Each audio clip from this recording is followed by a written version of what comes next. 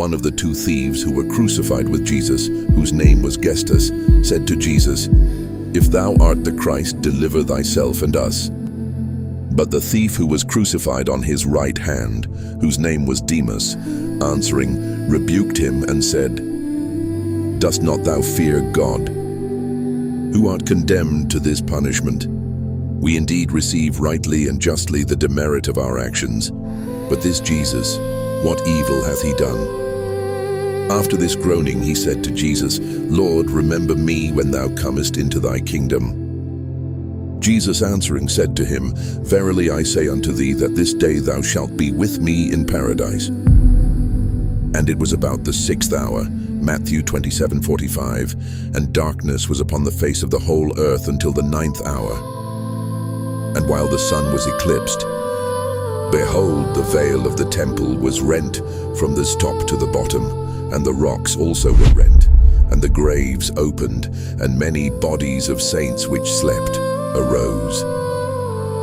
And about the 9th hour Jesus cried out with a loud voice, saying, "Heli, Heli, lama sabachthani," which being interpreted is, my God, why hast thou forsaken me?" And after these things Jesus said, "Father, into thy hands I commend my spirit." And having said this, he gave up the ghost.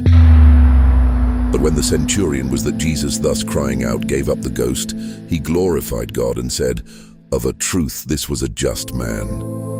And all the people who stood by were exceedingly troubled at the sight, and reflecting upon what had passed, smote upon their breasts, and then returned to the city of Jerusalem. The centurion went to the governor and related to him all that had passed. And when he heard all these things, he was exceeding sorrowful, and calling the Jews together said to them, "Have ye seen the miracle of the sun's eclipse, and the other things which came to pass while Jesus was dying?